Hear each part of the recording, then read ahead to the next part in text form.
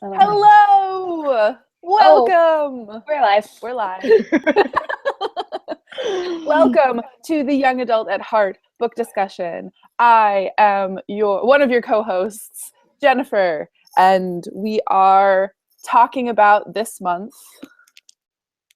Less glare. Scarlett Undercover by Jennifer Latham. I believe it's pronounced Latham. I believe so. I looked it up and now I've forgotten. So I did try to do the homework and then I failed. We are missing one of our delicious co-hosts this week. All of our love and our shout outs to Mylene. We miss you. We love you. But the remainder of us are here and we will chat about the book and our thoughts on it. This month was like a creepy mystery thing. It was very interesting. So who would like to introduce themselves next? I'll start since I picked the book. I'm Kim, a children's teen librarian at a small rural library in Connecticut, and I picked the book. And we can talk more about that after the intros. Woot!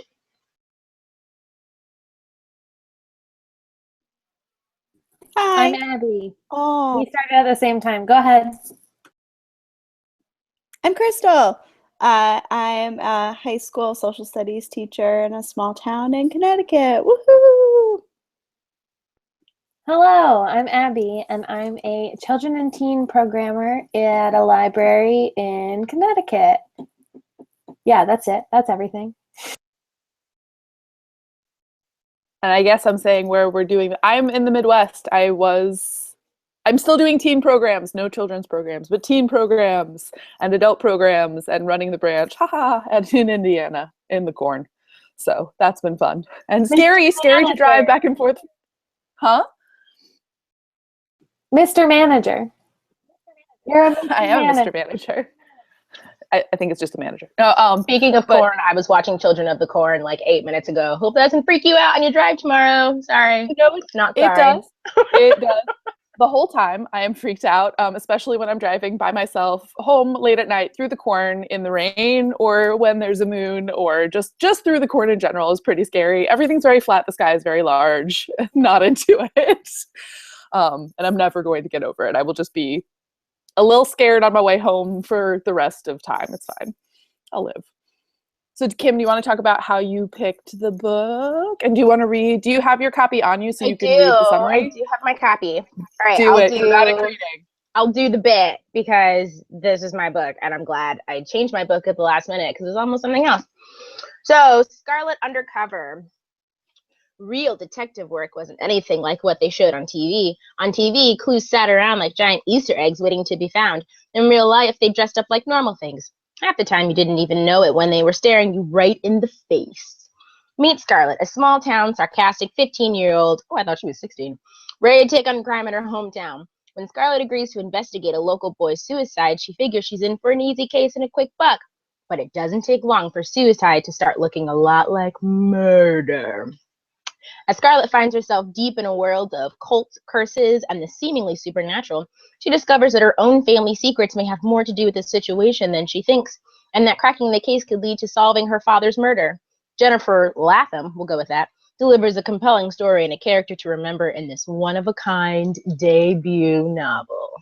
Wow. Close up on face. So I picked this book literally because of her face. As me, as a minority, as a Black chick, I look for them. In this one case, I break every single don't judge a book by its cover rule because I feel like in this particular case, we want to judge the book by its cover to an extent. So I don't even know how I saw this. It might have been like a Goodreads Listopia. It might have been in the back of another book. I don't know.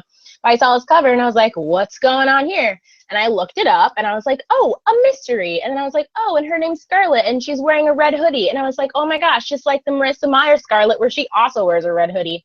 And it was really between her face and the red hoodie, I kid you not, that made me order this book from my library. But I just never got around to reading it. I ordered it so that I could get other people to read it, with all the diverse business. but I didn't get around to reading it until we decided to do it for book club, and I'm glad I did. I liked it. Who liked it? Raise your hand. It's like preschool. Yeah. Okay, then I want to hear what Jen has to say, because she made a face and I'm intrigued. You did like it? I liked it more once like the fantasy stuff got going, because that's my jam. And like once I felt like there was like a world underneath it that had rules, I was more into it. But I felt like it starts off, so spoilers, read the book first maybe. You start off thinking it's like just like a murder mystery. You're like, oh, there's stuff going on, maybe it's a cult, and then you're like, nope, there's totally magic. And then but there wasn't like enough magic for me, and I wish it had been that had happened a little bit faster. Or like there had been, I wish that had been pulled in more quickly. And I appreciated the suspense that pulled you along, where you were like, is it real? Isn't it real? Who's like, he's a guardian angel? Is he really an angel? What's happening? But, and like, is there creepy cult stuff happening? Like, I enjoyed the tension that it brought, but I would have liked a little more meat in that section of world building. And that was kind of I have that as a quibble with the book, to roll out the Scrabble word. But then also her age felt really inconsistent to me. Like, she was obviously a really well-developed 15-year-old, but like when Kim read the synopsis, like I had to go back and reread like and find which synopsis I had read saying that she was 15, because she reads as much older, like because she's acting as an adult, because she's like running a detective agency and has already graduated from high school. Like it was very, and like they don't give she didn't give really great concrete reasons for any of that. So I was like, wait, how old is she? What's going on? How does she have an office? Who's paying for this office? Where's the rent money coming from to fund this office? And these printing of business cards, like how is she affording this? Her sister is in med school. Like I had like real world issues with it that distracted me from the narrative every so often. But for a first work, oh my God, this was so good for a first work. I thought that was really cool. So those were my quibbles. So was anybody else confused? She seemed older in the book to me. I thought she was at least 16 or 17, because I don't pay attention to stuff like that until Kim just read it now, and I was like, nope. No, she's not. That's just not right. So I'm maintaining my version in my head where she is an older teen. I really liked the book. I understand the problems with the like world building and getting stuff kind of as it went, but I didn't mind it because, okay, on the book, like in the marketing, they compare it to Veronica Mars. And before I even read that, I was like, she's totally Veronica Mars. But then also, when you get my earbud just fell off. When you get the like magical elements and stuff like that, it started to feel very National Treasury, which, as you all know, is also one of my favorite franchises. So between those two like vibes, I was like 100% on board. I think I was more on board with her being younger toward the beginning, and I was picturing a very like Harriet the Spy kind of vibe. And I don't know, I guess initially when she first talked about her office, I didn't picture a legit, like, obviously found out later, like, it's a legit office, like, it's a space that she rents. And so that, I agree with you, Jen. I was like, wait a second. What? But I, like, at first thought of it, I don't know, I was on board with this, like, kind of kitschy character, and then later with, like breaking into the private school and distributing the business cards in the bathroom, and like all of that felt vaguely Harriet the Spy-esque to me, and I was like on board with that, and I could jive. I also thought she was 16 though, because I hadn't read that she was 15. I hadn't read the blurb, and I just knew that she had graduated 2 years early. So to me, I was like, okay, you're 18 when you graduate, most people. So 2 years would be 16. And then it kind of felt like she had maybe been out of high school for a bit too. So I was like 16, if not 17. Yeah, like timeline wise. And he's like in this girl, like her love interest guy who sounded adorable. was like, I was totally for that. But he talks about like missing her during the current school year. So she should be a junior, I'm guessing, if not a senior, because they don't talk about like when she left.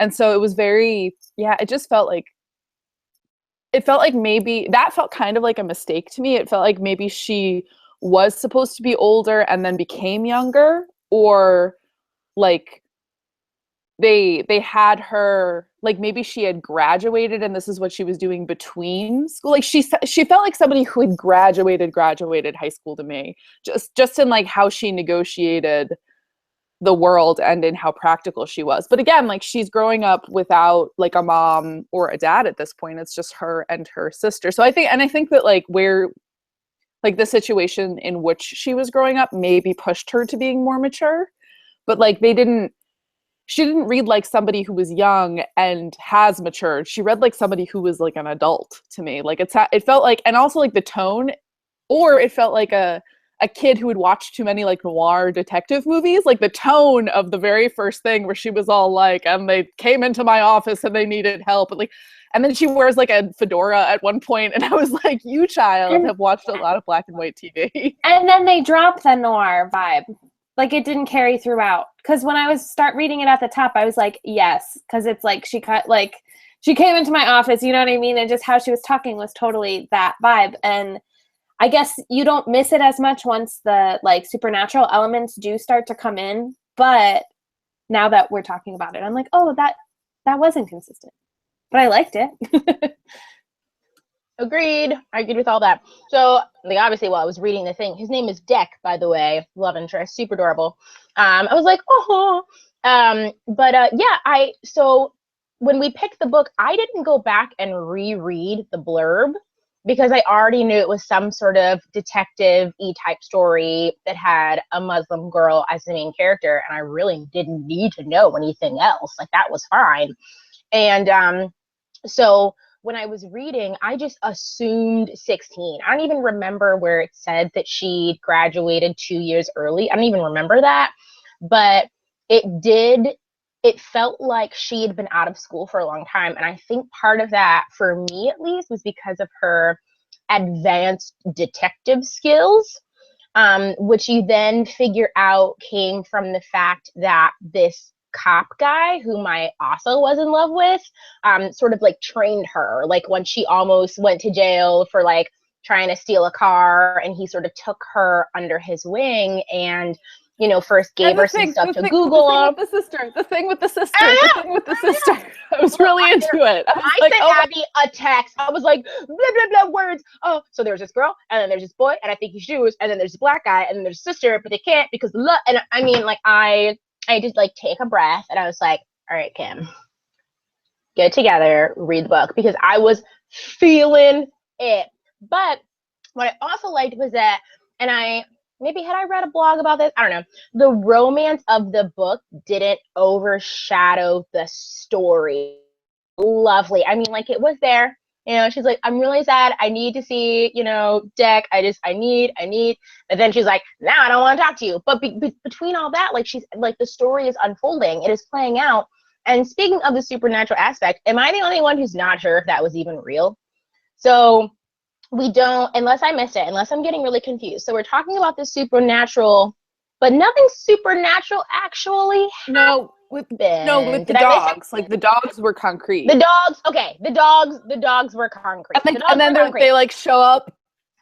And they like get to her under the crane thing that she's hiding in, and they're like, hey, and she's like, no, go away. And she like whispers it like they could not have possibly heard it, and they were like, okay, we're cool. Right. If you don't like the scenes where the dogs die, don't read this book.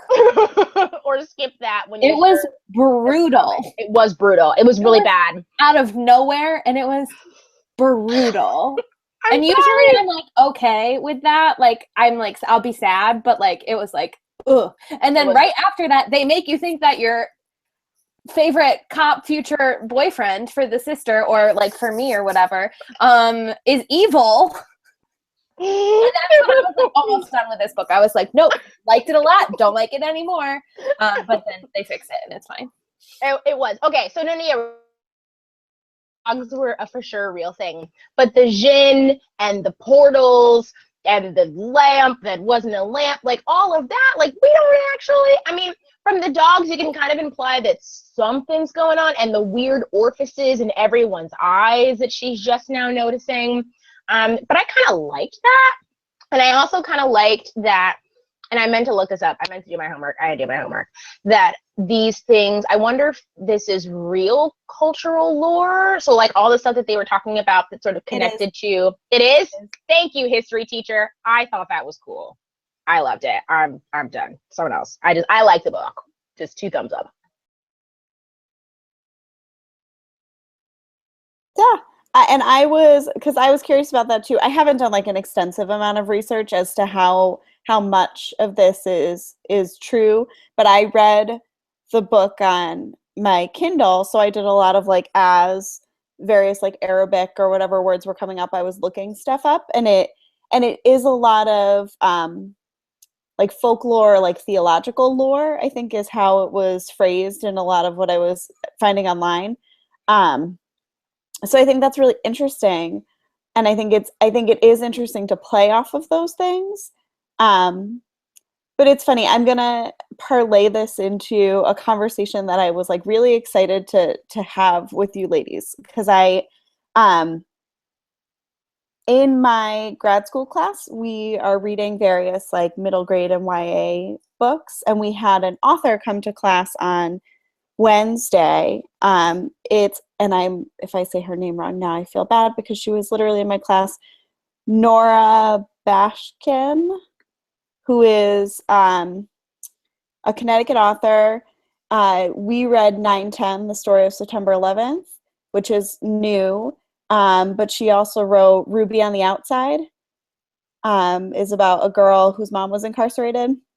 Anyway, and she was talking about, so without completely derailing the conversation, her character, this book is written from the perspective of 4 different characters, and it's the days before September 11th and then immediately after September 11th. And she wrote a Black boy character, a Muslim girl character, a Jewish girl character, and a white boy. So it's 4 distinctly different characters in regards to like race and gender and whatever. And we were talking in class, and she said something. She's like, "Oh yeah, because diverse books." And I was like, "Yeah, that's so awesome." And she goes, "Because they're such bullies." And I was like, "What?" She goes, "You don't know how scared I was to publish this book." She goes, "I had done all kinds of research for these characters, and I really like felt like I knew them, and I had learned a lot about them.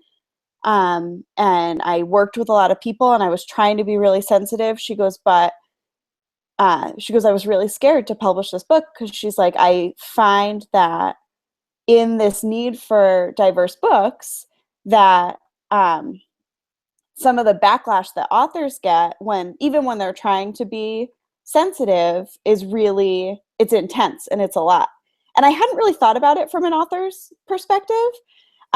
So I was really curious as I was reading this about kind of the author and their experience. And in the author's notes at the end of the book, one of the thank yous that she gives is to friends or colleagues or whoever she worked with to try and really get the cultural aspects of this book correct.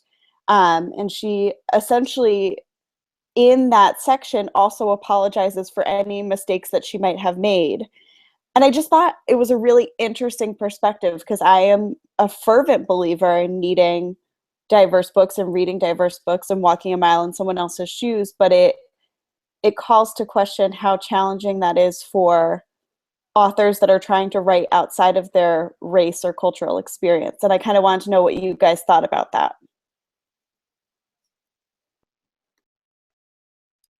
If nobody else, I'm totally cool with speaking to this if nobody else wants to jump in immediately.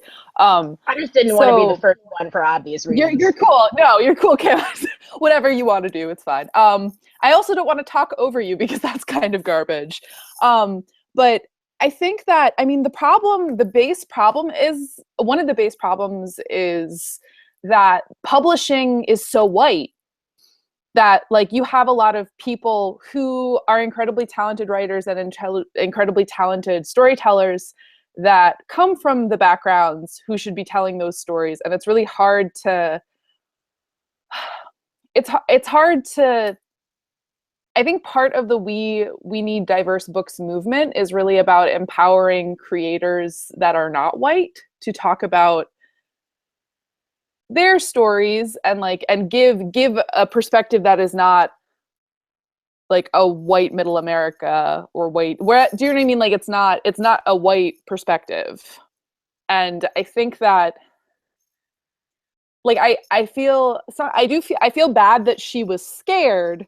But if that fear made her do more research and made her look more deeply at stuff and seek out opinions and seek out input from people that she's writing about that has not been her experience, I'm not super sad that she's scared. Like it's because it's tough, because I think that the response can be really, really intense and really emotional, but you're talking about like when something doesn't feel right and doesn't jive or is offensive, like, yeah, you should be totally called out on it.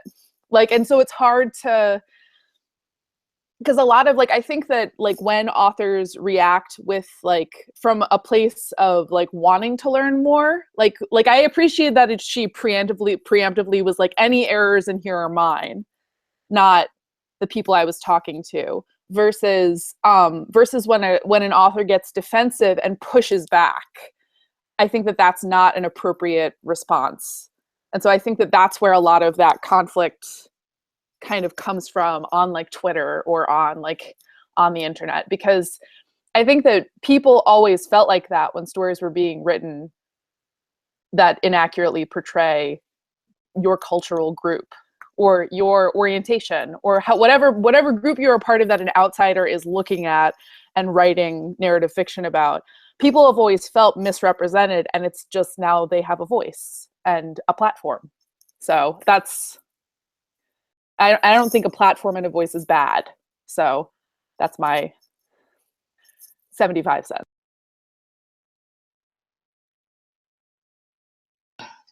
Okay, I can go now. Yes. I think is what I'm going to start off with. These situations, yes, Jen keeps laughing at me. These situations are difficult because they're so full of emotion on all ends. And I think race, and not even now, I think it's really been this way forever, but where everyone's just talking about it now, it can't not be. Like, it just can't. Like, you can't stop, and you can't look at it from a clinical perspective. Like, we've moved beyond that. You know, we all know that we're all the same on the inside. You know, science has told us all that science can tell us. And so now it's purely an emotional thing. So it's emotional from the writer's perspective, because this is their baby. Like, they've put, you know, a year or more, excuse me, hiccups, work into this. And from the reader's perspective, you know what you want to know, what you're looking for, and you also know that for some, like with me, for example, I'm just gonna talk about myself. You know, people walking past me on the street might look at me and think something, you know, like whatever the thought might be. But I know that that's not me. Like, you don't want someone. A minority's biggest fear is to have someone rate you as a stereotype. Like that is just the worst. Like, unless you are someone like Walter D. Myers, for example, like, Black people are very stereotyped, just like very urban and very hood and very boys in the hood, you know, like, you know, single parents, drugs, teen parents. Announced at the beginning that he specifically wanted all of his books to take place in an urban setting. He wanted to tell that story. So if you look at all of his books are like that. They're all very urban. They're all very sad. They're all very monster, you know, drugs and gangs and blah, blah, blah. But he made the conscious decision to focus his time and attention on that. So if you're trying to tell a story from a minority's perspective, but you're getting all of your information from the TV, then you're gonna write something that's gonna offend people. Like if you think you can turn on BET and now you know what it's like to write about, you know, a Black person, like there's gonna be a problem. And I unfortunately have read some books that just, I'm like, you just messed up, friend. You just messed up, sir. Even from Black people who've written it, I'm like, you did this all wrong. I see where you tried to go, but you just messed it up. And unfortunately, it's going to be very emotional. So the readers may react in an emotional way and be like, no.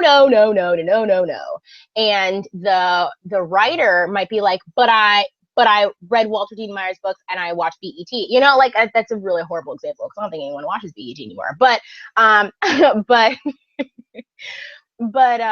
it's very emotional. It's very hard.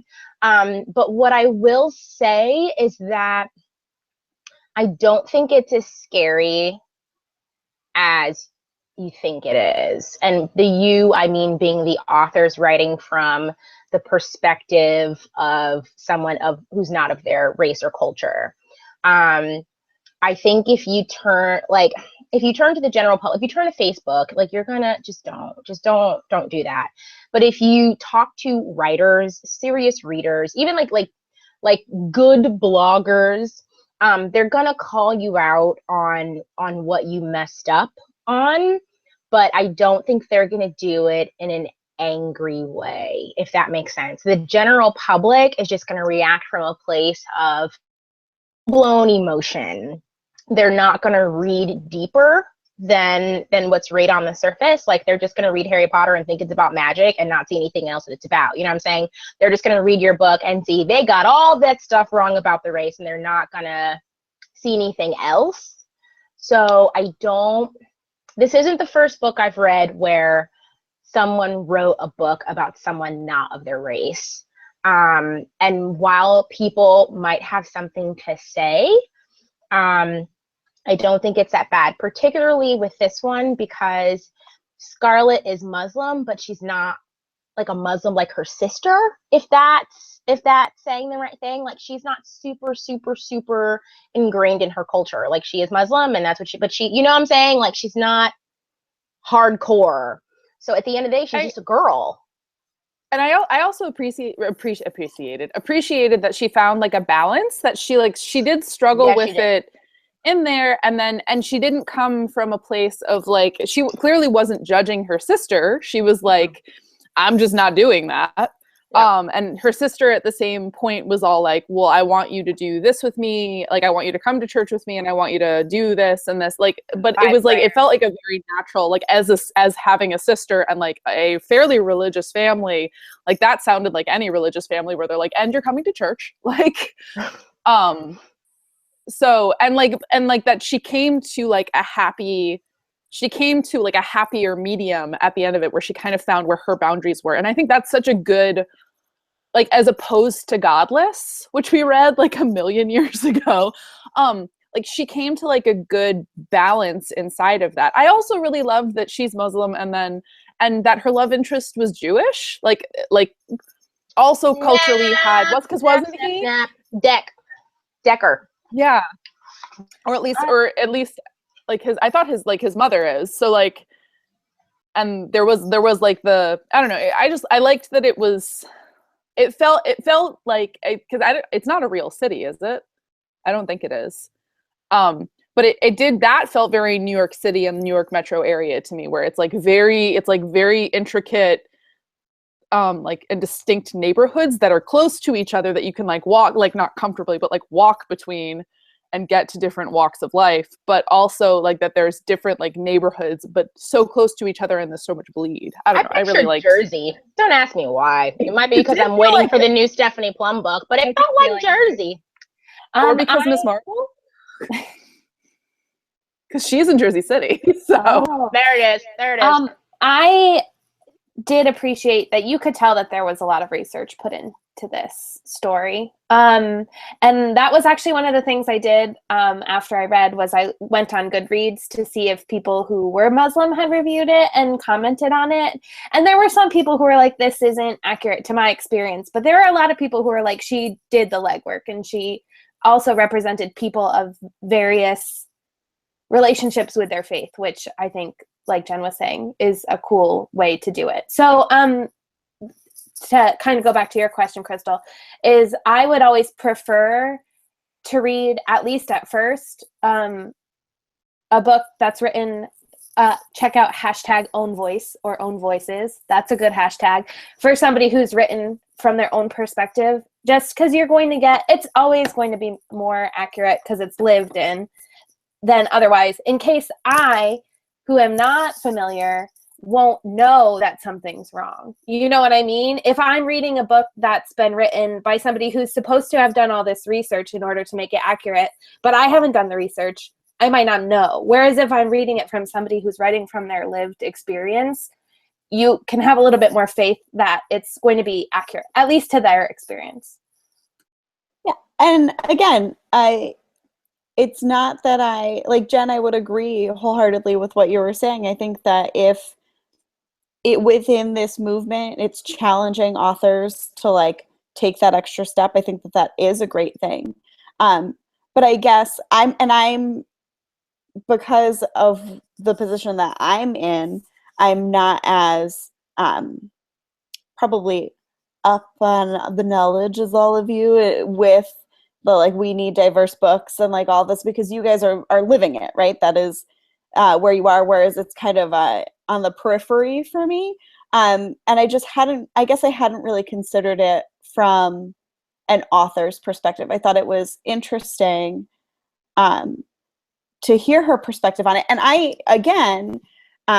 thought that she had done a really great job with those characters. And I thought she had built them really nicely. And it was clear, like with this book, that she had done her research, and that I thought that she did a really good job. And I just thought it was an interesting perspective and an interesting layer to the conversation that I hadn't really considered. I thought I don't really love the fact that the author, and not to pick on that author, do you know what I mean? It's tough when you're talking in a live situation, and like she was worried about being bullied online, and I get that, because there's like when one person who has a platform speaks on something, more people feel empowered to chime in, and then there's more targeted focus on you. And I think I think the use of the word bully as a published author is like, friend, like I don't know if that's exactly like people responding to you about how you are representing them is not being bullied. Like might have been my word and not hers. Which again, like that's no, it's fine. And I totally don't mean to throw that author under the book, because again, no, like I wasn't there and I don't know the here. Not that like there's like never anybody who's other people watched it, so have watched things, but I don't know, like I like when I also thought that this author did a good job from my perspective in like layering the way that the characters reacted to things, like as the mother character who passes away because she won't go to a doctor soon enough. And I thought it was interesting that she came at it from a little bit from the religious aspect and the comfort level, and like being able to see somebody and having access to a doctor that you feel comfortable with, because I think that that's an important thing. But I also really love how she also had the layer of like, I am a female and a caretaker, and do you know what I mean? And I have been socialized as a female human who moves through the world to care for other people. And that's a thing I think that happens regardless of culture and regardless of culture, like at least in America, and regardless of race in a lot of ways, is that if you are an adult female or even a child who's a female, like that's what you were socialized to do, is to put everybody else before you. And I like that she came at it on two fronts. Do you know what I mean? That it wasn't like overt that that's what she was saying. So I didn't think that was like a targeted thing about, but I'm also not speaking from a person's perspective. Like I'm reading that as a white woman. So a WASP, like if we're going to be very specific about it, but like but I liked that she was touching on multiple, like she was playing with intersectionality, And I thought that was cool. So yeah, I liked it. I liked the pacing in the book. Like, you were just like, what is happening? And it was like, oh, slow murder mystery, and then you jump off a cliff and you're like, what is happening? Yeah, this was a one-sitting book. I brought it with me to dinner, and I was gonna just like start it and then come home and do homework. And I was sitting there and I ate my food, and then I got home and I was like, you know what, I'm gonna read this instead of doing my homework. And then I just sat until it was done, because it's that perfect speed and style for that kind of read. And it was also pretty short. This is one of the shorter books that we've done, I feel like. Maybe good. It's just compared to. It's a good, like, high interest, and it's not that hard, like a high interest, lower level. Not that it's low level, but it was not hard to read. But it's really, like, grabby. I'd put this in the perfect for reluctant reader category. And I think this spans a lot of age brackets. So like in my community, our young adult books are read by the middle school kids. That's just a fact.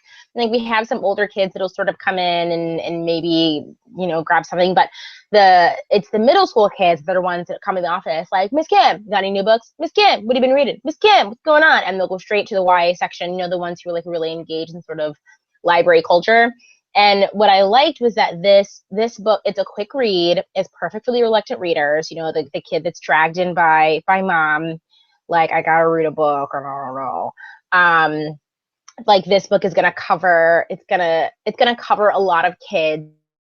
The kid who likes mystery, the kid who likes a little bit of fantasy, the kid who doesn't want to read anything at all. Like, it really kind of spans the bracket. It's not witches. Like, it's cool that it's magic and not witches. Does that, like? God, yes. Oh, Lord. Like, because it's like a little religious, but it's not like Anglo-religious. If that, like, it's a very interesting, like, I feel like you might be able to put this into somebody's hands who isn't allowed to read Harry Potter, especially because you totally can't tell that there's magic from the outside, and or from like the blurb. The romance was like fairly, like, chaste. It was very benign. She had some benign, like, strong feelings, but, like, you know what I mean? If kids don't like their romance to be really romantic, it was good for that too. Although, and I think part of the reason why I read her as older was because I was so, and I wanted to bring this up with you guys, is because I was so sad when she kept being objectified and solicited. Like, I was just like, leave her alone. Like, but I think that like as a 15-year-old and as like a 12-year-old who was very developed very early, like, not that even really makes a difference, but like you get like that male gaze is there. It's there and it's on you for the rest of your life until you're too old to be sexually appealing anymore. And they like, and so I think that I like that she acknowledged that, and just like she was accustomed to it and was like, ew, gross, but like moved through it. Like, I thought it was like a part of her life, and it was sad to me as like somebody who loves people and girls and is very like happy to like assist girls on their journey and fighting the good fight. But like, so it was sad for me that she went through it, but I also felt like it was really real that she went through that was something that she encountered all the time from a range of ages around her. So yeah, that sleazy pawn shop owner, get out of here. It was disgusting. But I like, and this is probably incredibly biased, it's nothing to do with important professional stuff, but I part of why I like Scarlett, as you all know, is I love a good sassy lady. I love a good sassy lady. And it's like, while reading this, she's just like doing her bit. Like, she's just doing what's got to be done. She's like, I got this little girl, and she's like 9, and her brother's going bananas, and like, I got to figure out what's going on here. But not in a savory, like not like she must save all of the things, like, but and that kind of kept jumping out to me. Like, it wasn't like I'm the only one who can do the things. It wasn't that. It was, this little girl came to me and she entrusted, her concerns to me. I've now grown attached to her, and I have to do this for her.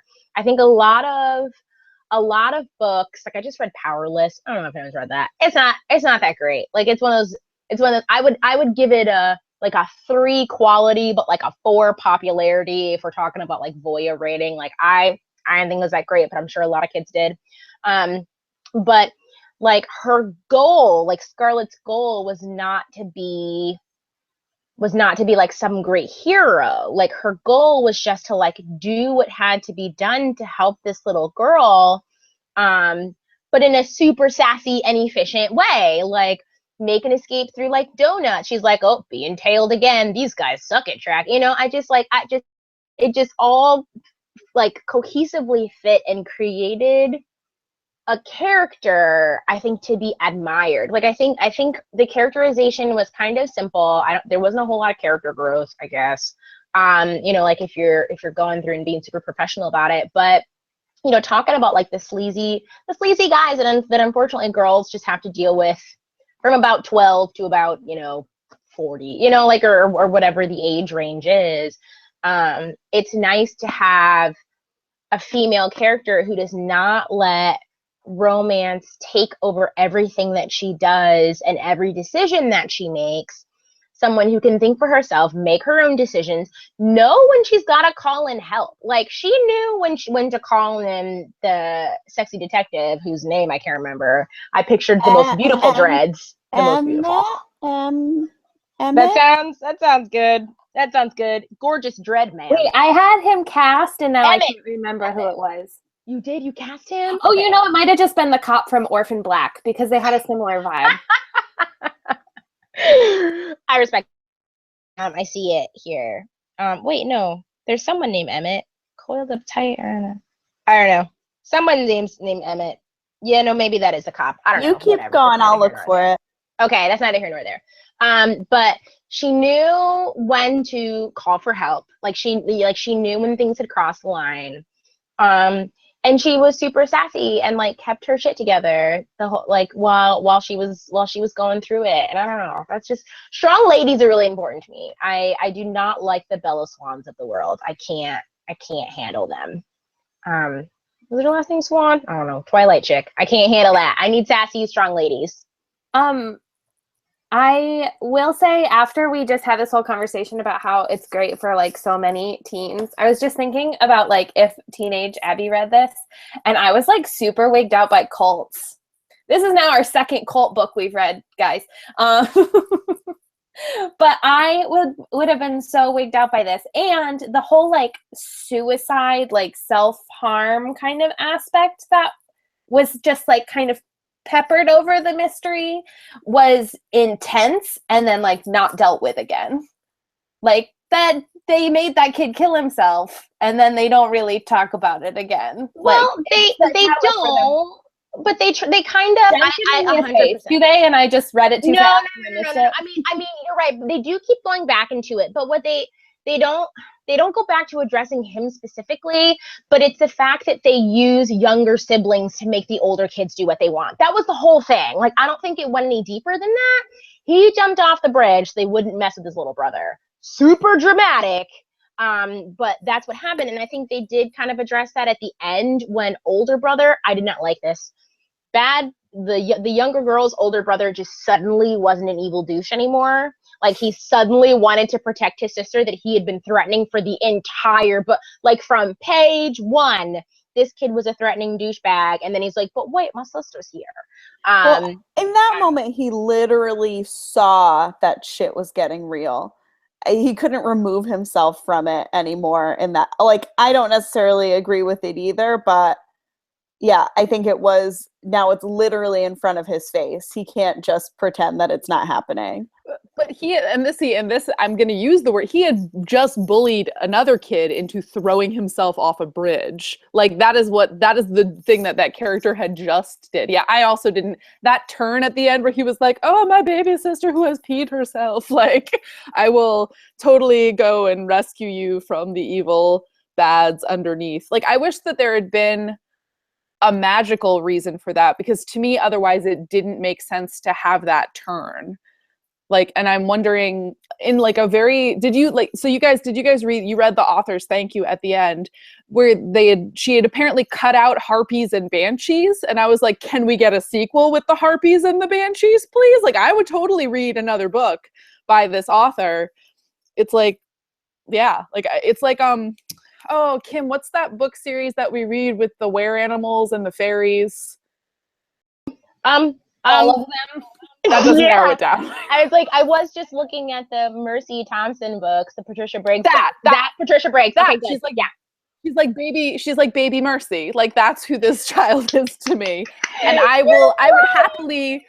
would happily watch this set of rules expand into an entire world where you're dealing with like the gods and spiritual traditions and like magical objects of every culture and how they interact and how they counteract each other. Like I was like, can I get more world building, please? Because I'm such a dweeb about that. So and they definitely left it open where there are threads with like the decoy bottles. Like it's definitely open for there to be more story.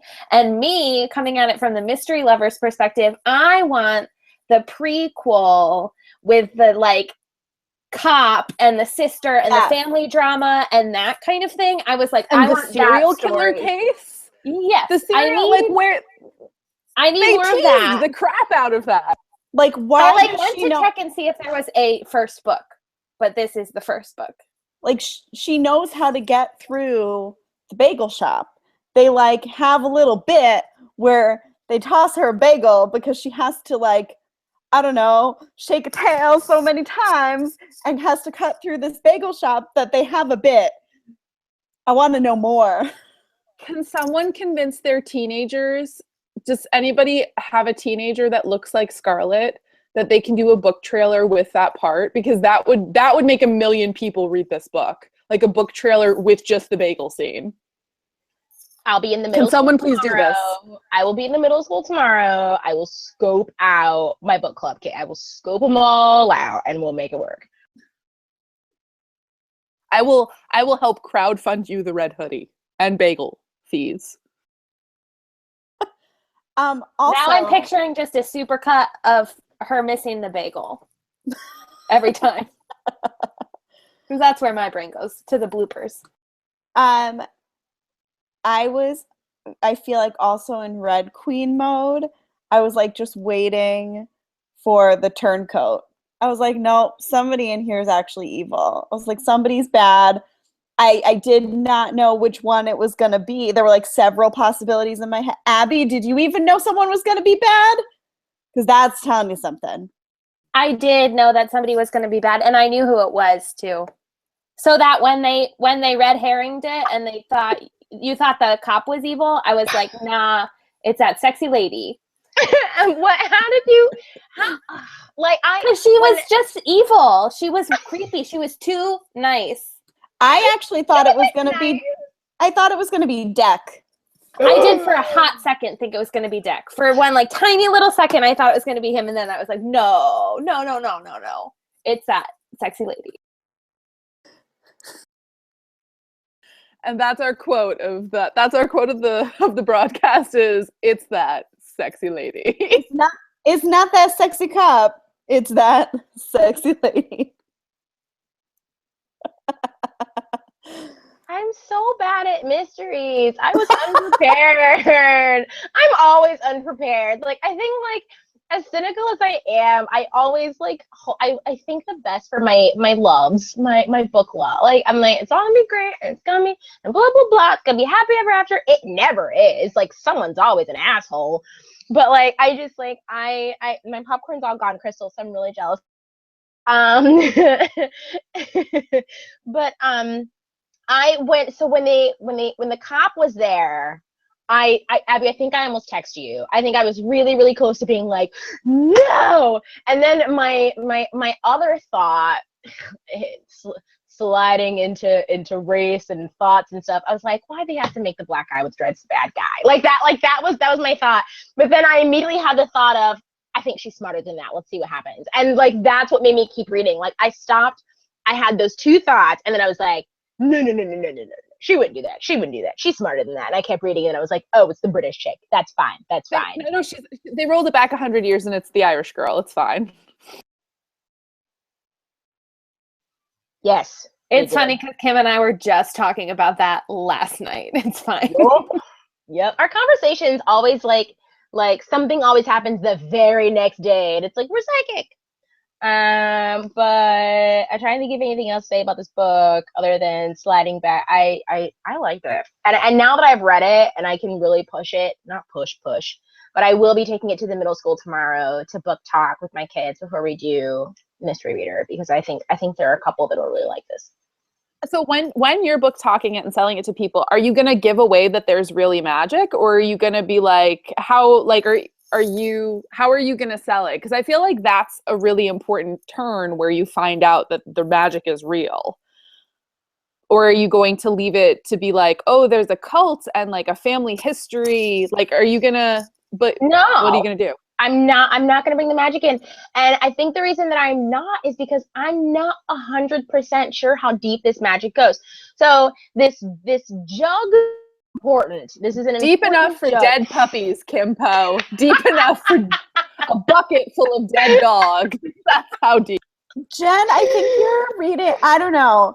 I did not get nearly as much magic out of this book as you did, Jennifer. Me either. Sorry. I'm so that dude's definitely 100% an angel. Like you keep talking about it, and I'm like, you really got like a lot more magic from the. I got like a lot more like religious folklore. Like yeah, the ring is definitely magic. The angel is definitely an angel. Well, I even know, because I even had a moment where I was like.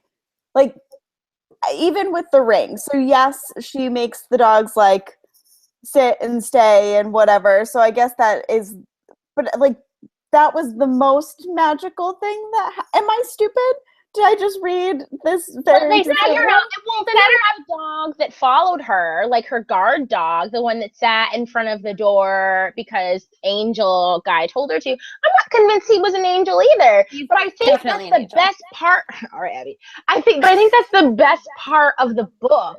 It's so like ambiguous, like who knows? Nobody knows. She knows. Like, this is the kind of book where I would instantly email the author and be like, please book chat, Skype with my kids.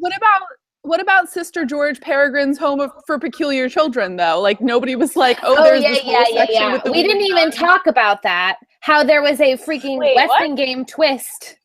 Where the rich dude is like, it was like I felt very end of Westingame where you're like, he's not dead. Spoiler for the Westingame.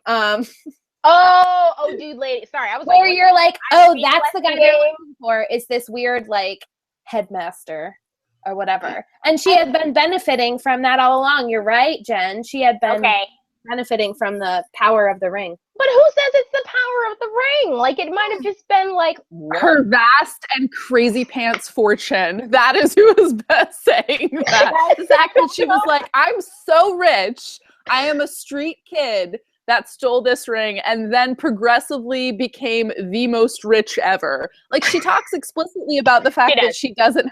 I'm just ready for there to be real magic, and so like whenever there's a hint of it, I'm just like, yes.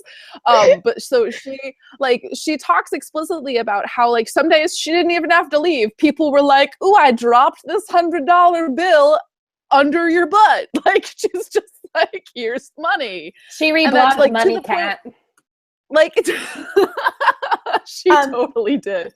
That's another book I'd read, guys. Maybe just me, about this lady and her like reformed juvie, where everybody's just like nice to each other and there are no bars on the window. I would read that book too. And that there was a pregnant teenager character, and I just really, and that like the big grumpy bruiser boy is there with her because she's too close to being due and she can't be by herself, and so he's like, I get to hang out with you because you're super pregnant. Like that's that. I thought that was adorable. Yeah, I felt like it was like every so often there was another piece of it that felt like a different book, and I was like, but wait, I want the magic book. Like, give me the magic book. And like, whereas you wanted the serial killer book, I also would totally read the serial killer book, but like, I wanted Sister George Peregrine's Home for Peculiar Children. That's what I want. So I also want an adult book about the romance between the sister and the cop. Yes. The sister is more about the cop. But she also did a weird thing where she hooked up Sister George and the other guy whose Irish wife betrayed him, they were suddenly that was weird.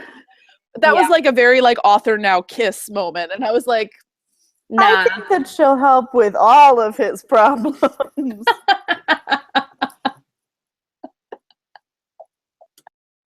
But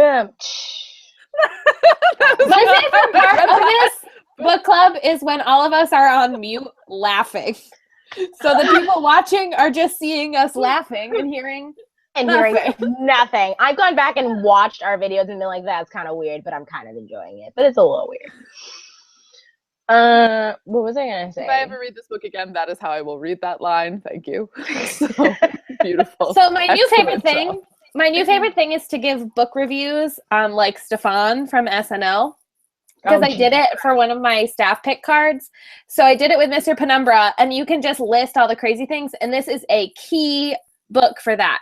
This book has everything. It has bagel shop chase scenes. It has every ethnicity. It has all of them. No, it doesn't have every, but you know, he's really like hyperbolic and stuff. It has magic. Hyperbolic. It has dead dogs. It has sexy cops. It has evil Irish ladies. It has small children. You can just go on and on and on, and you will sound like Stefan from SNL. I have seen Stefan videos from SNL. They're funny, especially when he starts laughing at himself. I had a thing to say, but I don't remember what it was. Whoa. I'm done now.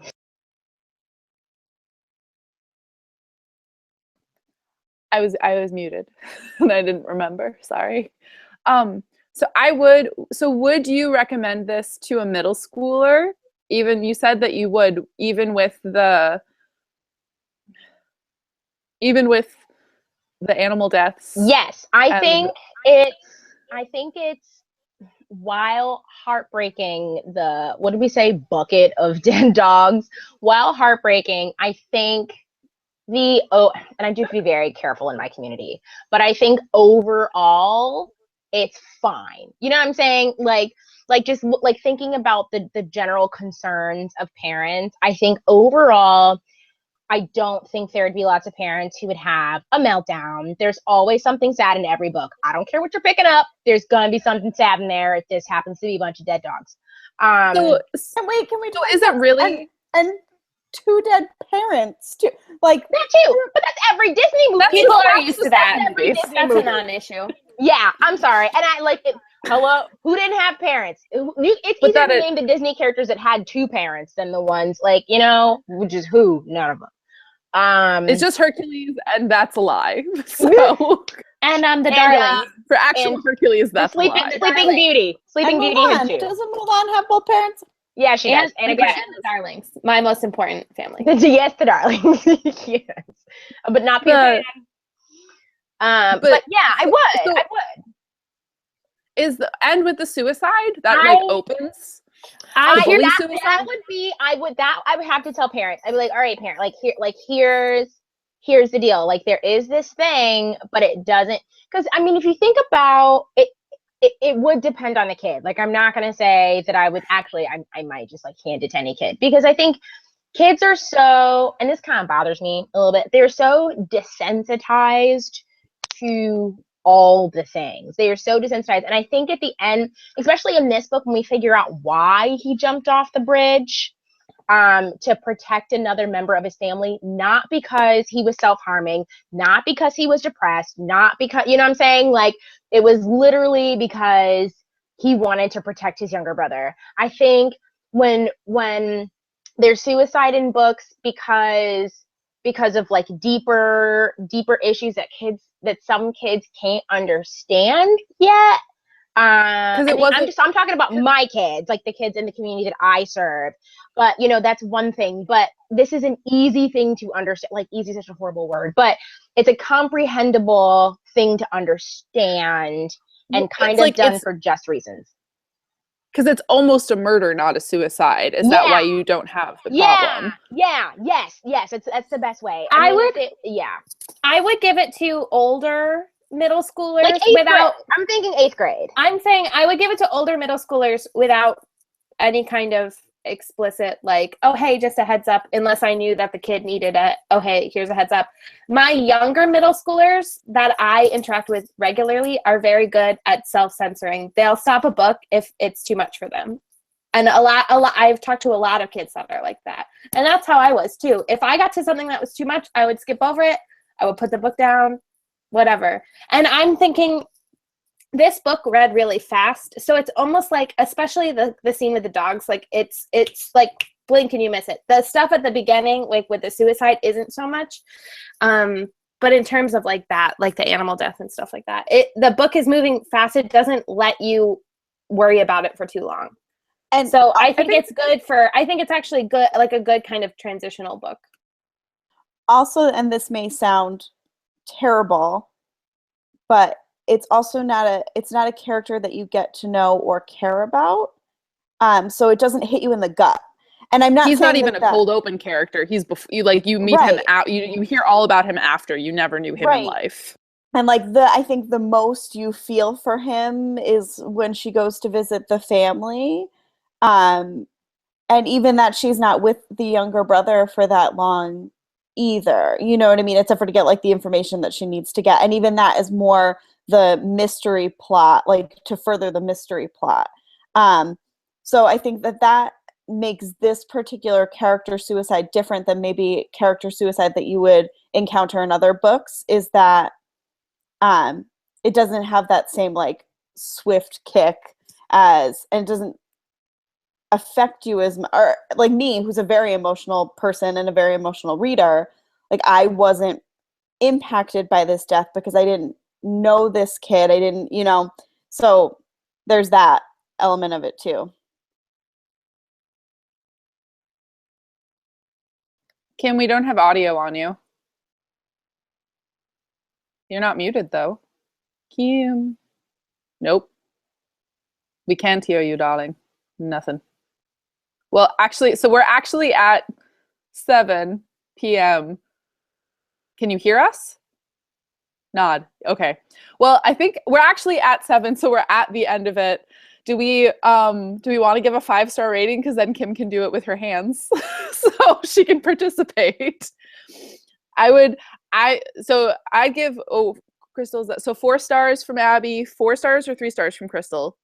Move your hand, Crystal. Move it into the frame. 4. There we go. 4. 4 stars from Kimpo, and I'd say 3 for me because I wanted more magic. 3.5. 3 and a half. Yeah, 3.5. I was trying to change mine after the fact. Excellent. All right, thank you guys for doing this. We don't have a book picked yet for next month or next 2 months. We tend to do these every 2 months. It's fine. Maybe we will do them more quickly. We do have, as long as we can all get our hands on it, at some point we're going to be doing a fabulous graphic novel, I feel like, because Kim and I will lose our minds. Possibly Abby will as well, if we do not. So thank you all for joining us. If you're watching from home, goodbye.